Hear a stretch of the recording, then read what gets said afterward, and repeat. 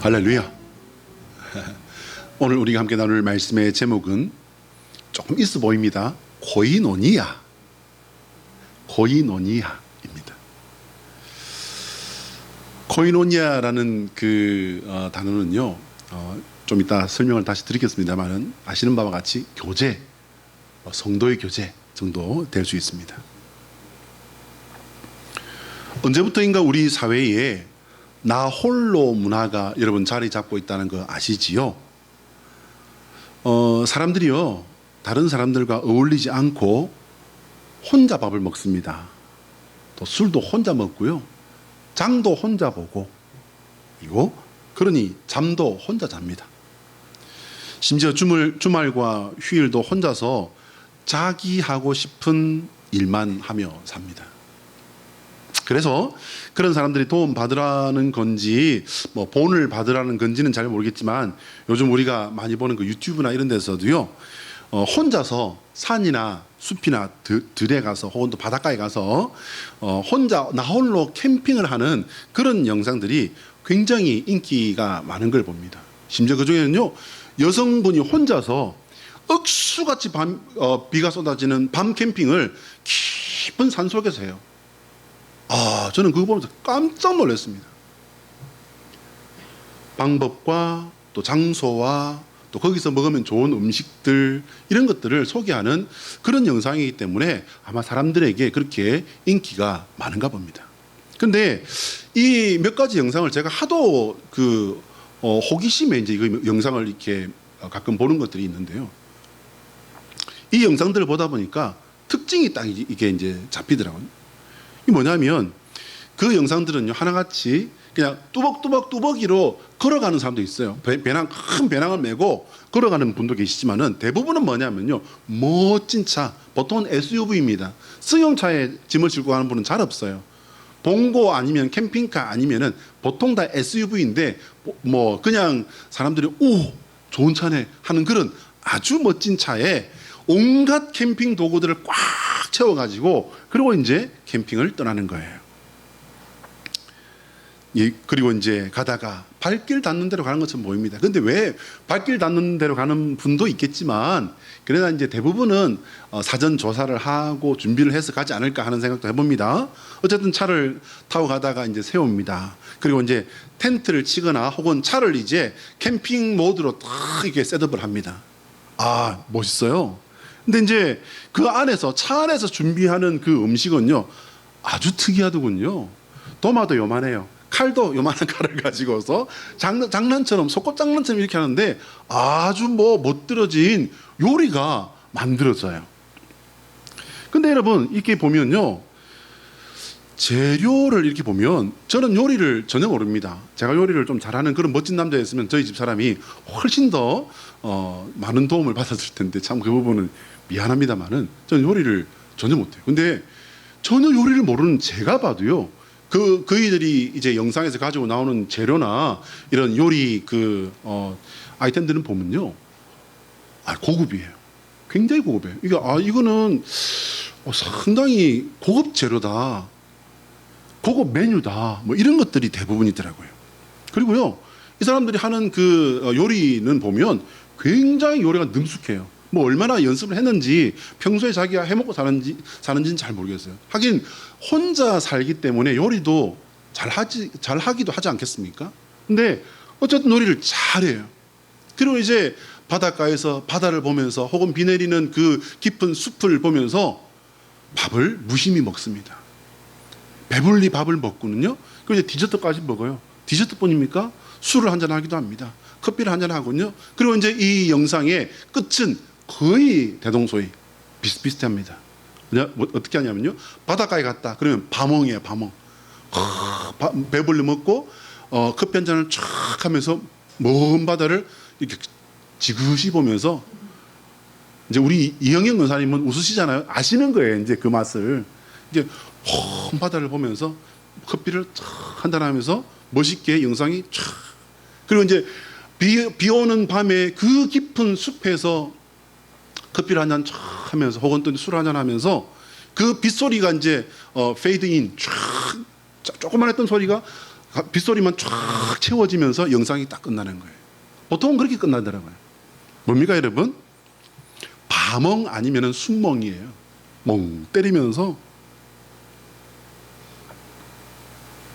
먹고 살기 위해서 목숨을 걸어야 했던 옛날 어른들이 이 영상을 보면 도대체 왜 저 짓을 하고 사는 걸까? 옛날 어른들께서 보시면은 절대로 공감하기 힘든 그런 영상이 아닐까 생각합니다. 그런데요, 이것이 좀 전에 제가 말씀드린 바와 같이 현대인들의 문화라는 거예요. 문화라는 것은요, 우리가 사는 이 사회의 대세적인 흐름을 말하는 거예요. 문화. 간단히 그렇게 설명할 수 있습니다. 남녀 간의 교제와 교류가 없으면요, 이렇게 홀로 살다 보면 당연히 이성 간의 그 만남이 줄어들 수밖에 없지 않습니까? 이성 간의 교제가 줄어드니 결혼도 급격히 줄어듭니다. 결혼이 줄어드니 아이를 낳을 일이 없지요. 이미 이것이 심각한 우리나라의 사회 문제가 되고 있지 않습니까?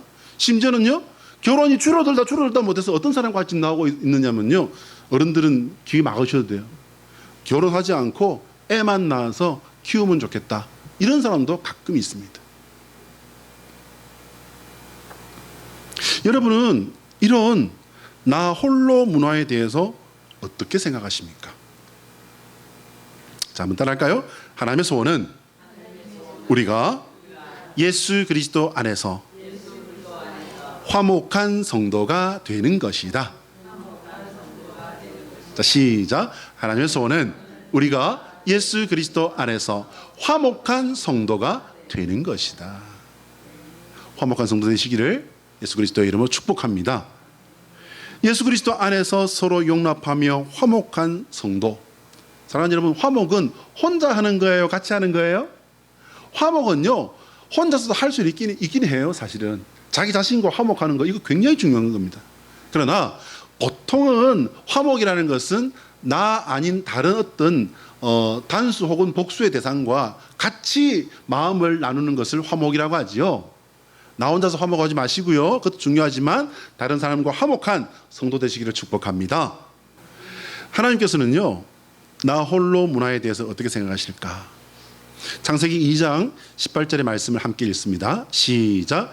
여호와 하나님이 이르시되 사람이 혼자 사는 것이 좋지 아니하니 내가 그를 위하여 돕는 배필을 지으리라 하시니라. 사람이 혼자 사는 것에 대한 하나님의 입장은요, 이미 창세기에 이렇게 밝혀져 있습니다. 여러분, 이 창세기에 하나님께서 이 입장을 말씀하신 것이 언제였을까요, 여러분? 창조과학에서 말하는 것만 해도요, 적어도 6,000년, 7,000년 이상 되었습니다.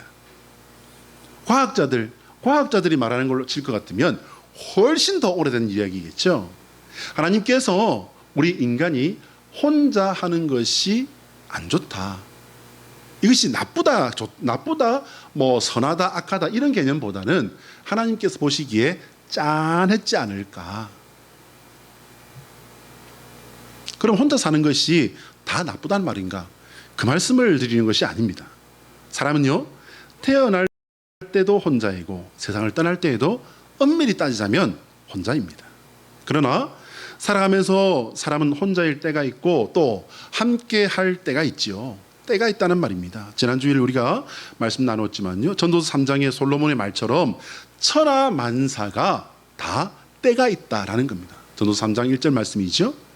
만날 때가 있고 헤어질 때가 있고 혼자일 때가 있고 함께 할 때가 있고 그리고 또다시 혼자일 수도 있는 겁니다. 그러나 결국에 세상을 떠나는 그 순간에는요, 인간은 누구나가 다 혼자 하나님 앞에 서게 되는 줄 믿습니다.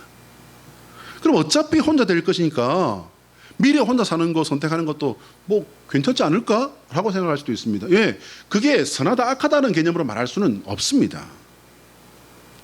사도 바울은요, 일상의 삶에 대해서 말씀한 것이 아닙니다. 오늘 본문은 공동체 안에서 성도의 교제를 말하는 거예요. 성도의 교제. 여러분, 공동체는 그럼 어떤 공동체를 말하는 것입니까? 이 교회 공동체를 말하는 겁니다. 믿음 공동체. 그 안에서 성도의 관계를 말한 것입니다. 오늘 본문 2장 11절부터 우리가 원래는요, 그 각각의 출신과 모습에 따라서 이방인이었다라고 이렇게 설명하고 있는 것을 봅니다. 심지어 초대교회 당시에 예수님을 믿는 그 신자들은요, 유대인들로부터, 유대 출신 성도들로부터 멸시와 천대를 받았다는 거예요. 아직 유대교회에 있는 사람들로부터 뭐 멸시와 천대와 핍박받는 건 뭐 물론이고요, 교회 안에서조차도 유대교 출신 사람들, 유대인 출신의 사람들이 이방인 출신의 성도들을 어떻게 했다는 겁니까? 멸시했다는 거예요. 구분했다는 겁니다.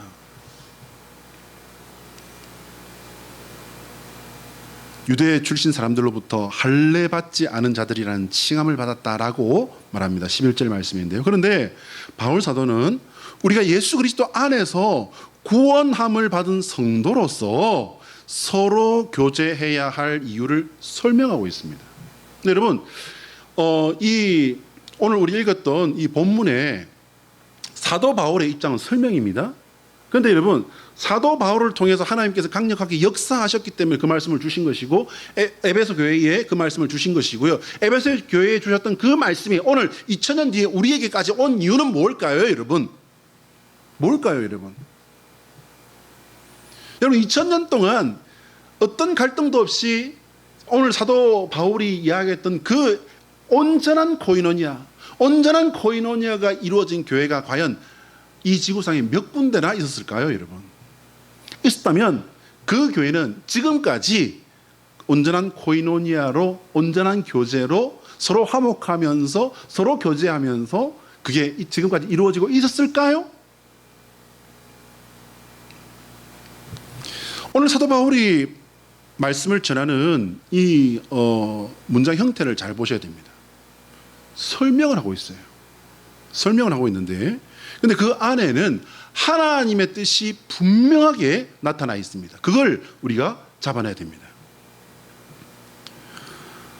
바울 사도는 우리가 교제해야 할 그 배경까지도 이미 말씀을 통해서 설명을 했습니다. 명령이 아닌 설명을 했다는 거, 여러분 이거 놓치지 마셔야 됩니다. 오늘 본문 앞에 에베소 2장 1절부터 10절까지의 그 내용이요, 바로 우리가 교제해야 할 이유예요.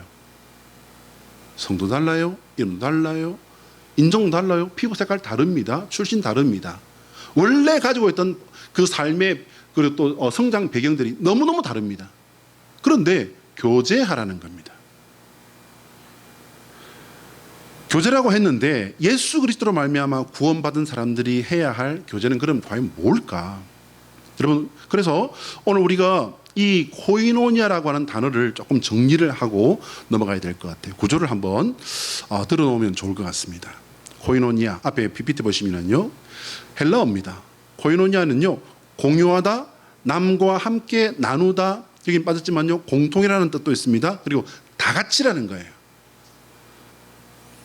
자, 여러분 보시기 바랍니다. 코이노니아, 공유한다는 거예요. 남과 함께 나눈다는 거예요. 다 같이 한다는 거예요. 여러분, 근데 이 모든 중심이 누구신지 무엇인지를 여러분 보셔야 됩니다. 성경에서 이 단어의 두 가지 의미가 이렇게 축을 이루고 있는 것을 우리에게 설명하고 있는데, 첫 번째 뭐냐면요, 삼위일체 하나님과 인간의 교제가 축이에요. 여러분 여기 보시는 바와 같이요, 하나님과 나의 수직적인 이 구조를 말하는 겁니다. 그리고 이제 두 번째는 뭐냐면요, 인간과 인간 서로 간의 사이의 그 교제예요. 뭐죠? 나와 타인의 교제를 말하는 것입니다. 어디에서요?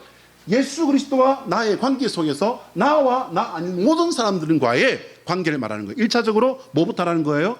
공동체 안에서 성도들 간에 교제하라는 거예요. 어떻게 해요? 예수 그리스도 안에서. 할렐루야. 여러분, 이것도 뭐죠? 십자가입니다. 결국요, 교제 그리고 화목은 십자가로 되는 것입니다. 수직수평의 관계, 이 둘은요 서로 아주 밀접한 관계를 가지고 있습니다.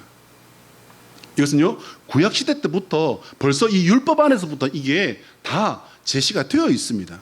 하나님과 그의 백성 사이에 교제나 그 어떤 특별한 그 개인과의 교제가 다 율법 안에 녹아져 있습니다. 심지어 거기는요 가족 간의 관계와 친구의 관계, 부부 간의 관계까지도 다 이렇게 하나님께서는 제시하셨습니다.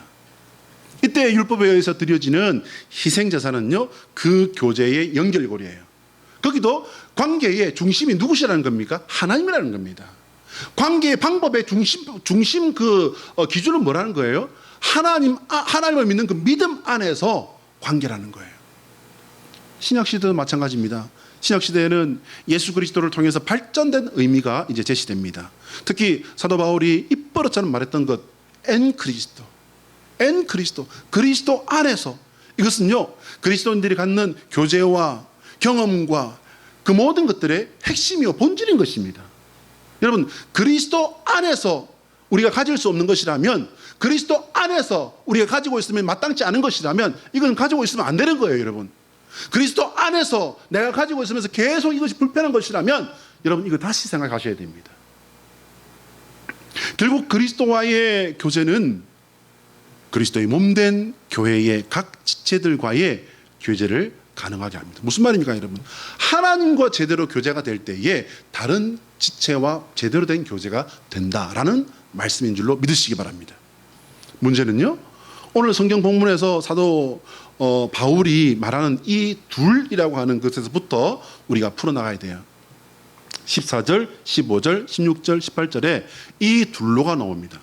여러분, 저는 이 본문을 읽다가 이 둘로 이것 때문에 조금 깜짝 놀랐어요.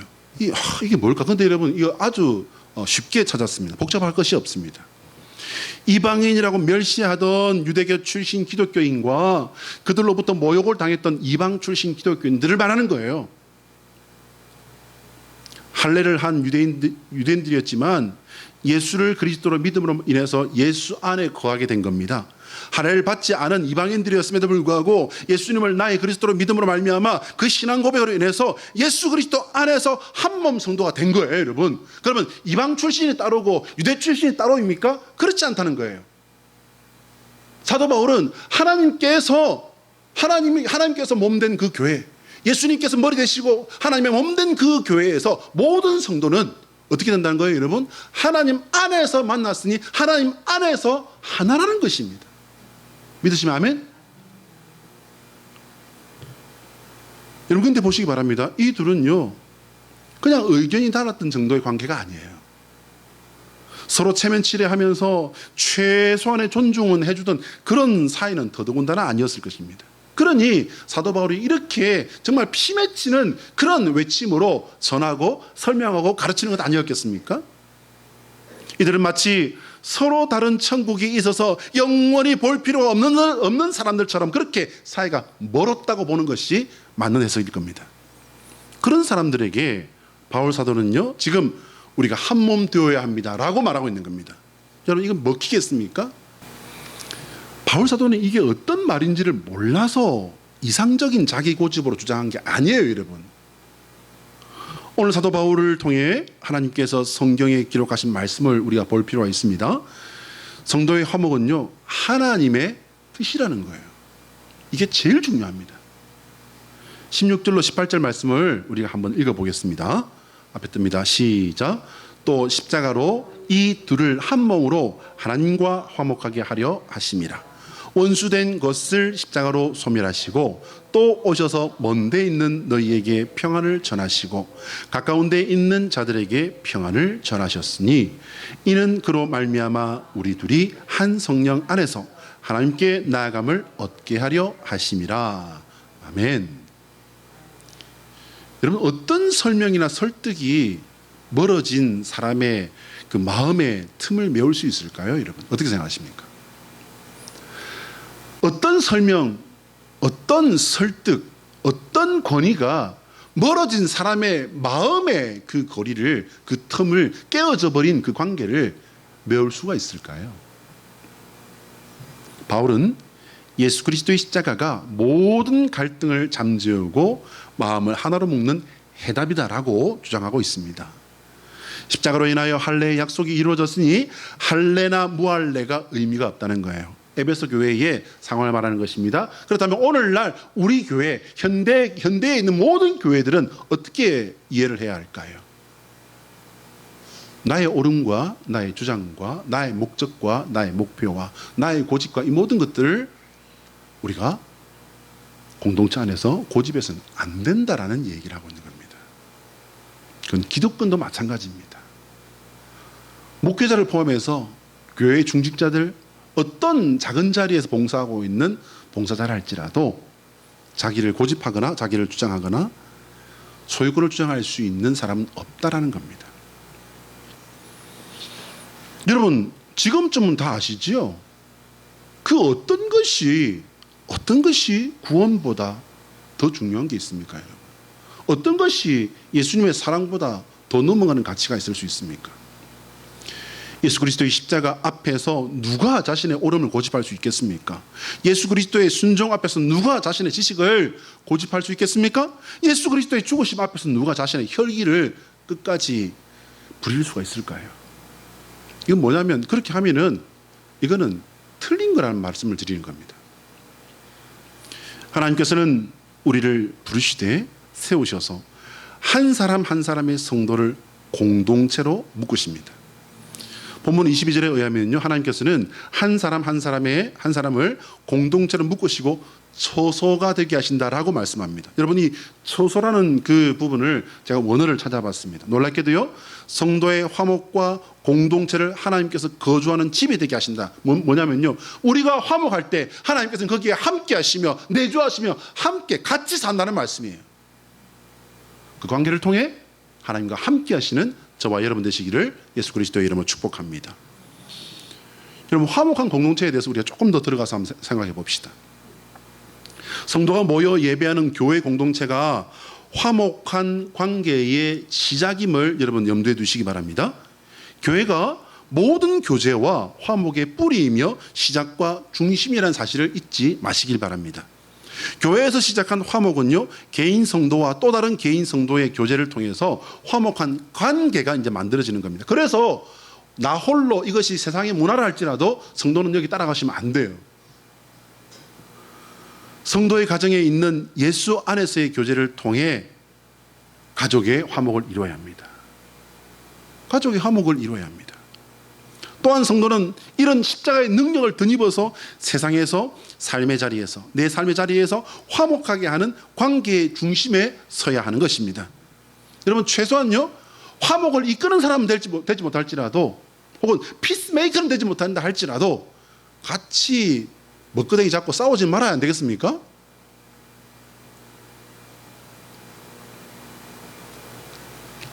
듣기만 해도 마음에 부담이 파도처럼 밀려오시나요? 어떻습니까 여러분? 부담이 아니라요, 더한 어려움을 느끼실지라도 할 수 없어요. 이것은요, 누구의 뜻이라고 했습니까? 하나님의 뜻이라는 겁니다.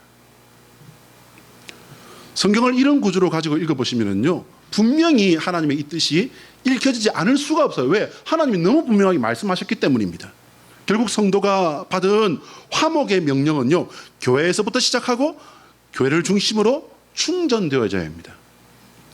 이것을 단순히 일단은 받아주고 좋은 게 좋은 것이라는 식으로 관계를 이렇게 뭐 하는 둥 마는 둥 이렇게 뭐 하면 되겠지라는 생각을 가지고 받으시면 안 돼요. 그러지 못했던 나를 하나님 앞에 내려놓고 회개함으로 받으시기를 주의 이름으로 당부드립니다. 오늘 본문은 찬찬히 보면요, 화목의 능력과 주체자가 분명히 나타나 있어요. 여러분 우리가 우리가 화목하는 거라고 우리가 하는 거라고 생각하시면 절대로 오산입니다. 성령 하나님께서 십자가에서 흘리신 그리스도의 피로 하셨다라고 에베소 2장 13절과 14절에 말씀하고 있습니다. 교회 안에 성도의 화목, 그것은 성령께서 하시는 일입니다. 이 말은요, 내가 성령의 음성을 못 들으니 괜찮다라는 게 아니에요. 여러분 들었음에도 불구하고 깨닫게 하셨음에도 불구하고 그 모른 척 했을 확률이 상당히 높죠. 우리 톡 까놓고 말해봅시다. 하나님께서 우리에게 성도의 양심을 통해서 주시기도 하고 내가 읽었던 말씀을 통해서 주시기도 하고 내가 스치듯 읽었던 그 말씀을 통해서 깨닫기도 하셨는데 어떻게 했습니까? 내가 외면한 것 아닙니까 여러분? 내가 외면한 거예요. 오늘 교회의 화목을 깨는 나의 고집, 교만, 계산, 다툼, 혈기는 여러분 기억하십시오. 성령의 역사를 막는 것입니다. 예수 그리스도께서 머리 되신 교회 공동체는요, 화목의 명령을 받았습니다. 하나님께서 소원하시는 화목을 막는 것은요, 그 어떤 것도 정당화될 수 없습니다. 말씀에 비추어 볼 때 하나님께 내어놓을 수 없는 것은 성도는 내려놓아야 합니다. 이때 반드시 동반되어야 하는 것이 하나 있습니다. 그것은 아시는 바와 같이 바로 회개입니다. 회개함으로 주님 앞에 나의 상처, 나의 혈기, 나의 억울함, 나의 분노, 나의 손해, 나의 아집, 나의 나됨까지도 모두 예수 그리스도의 십자가 앞에 내려놓는 주의 자녀 되시기를 당부드립니다. 지금도 혹시 포기되지 않는 어떤 감정, 어떤 상황이 있습니까? 자신을 내려놓고 하나님의 뜻에 순종했던 예수 그리스도의 십자가를 바라보시기 바랍니다. 그것이 하나님 앞에 놓을 수 없는 것이라면 당장 버려야 합니다, 여러분. 인간적인 마음, 상황, 상처, 감정으로 인해 잘 되지 않는 게 우리의 현실입니다. 실패하고 넘어질지라도 우리는 또 해야 합니다. 단번에 될 수가 없지만 우리가 평생을 걸쳐 해야 할 것이 바로 이 작업입니다. 늘 말씀드리거니와 문제는요, 내가 그것을 알고 싸우는 것을 멈추지 않는 믿음과 내 마음의 자세가 가장 중요합니다. 한번 따라할까요? 예수 그리스도의 십자가는 화목의 능력이다. 시작. 예수 그리스도의 십자가는 화목의 능력이다. 할렐루야. 예수 그리스도의 십자가를 바라보시면서 내가 화목하게 못하는 내 안에 있는 문제들을 먼저 찾아내시기 바랍니다. 우리가 깨어버렸기 때문에 하나님께서 하실 수밖에 없었던 겁니다. 지금 세상 사람들이 함께 만들어가고 있는 나홀로 문화는요, 하나님께서 원하시는 우리의 모습은 분명히 아닌 것 같습니다. 다른 사람과 함께 아웅다웅 사는 것이 부담스럽고 피곤해서 혼자 있기를 원한다면, 물론 사람은 누구나 다 혼자 있는 시간이 필요합니다만, 우리의 창조주이신 하나님은요, 우리의 화목을 원하신다는 것을 다시 한번 생각하시기를 권면드립니다. 때로는 찢고 볶는 모습일 수도 있겠지만 그래도 사랑의 끈으로 한데 묶여 함께하라, 바울은 신신당부합니다. 우리가 서로 함께 주님 안에서 벗어겨 살아가는 그 모습이 하나님의 기쁨이 됩니다. 그 관계가 교회를 건강하게 하고 가정을 지켜내는 마음과 관계의 뿌리가 되는 것입니다. 하나님과의 관계로 가정을 지키고 가정의 화목으로 하나님을 섬기는 성도 되시기를 예수 그리스도의 이름으로 축복합니다. 아멘. 기도하겠습니다.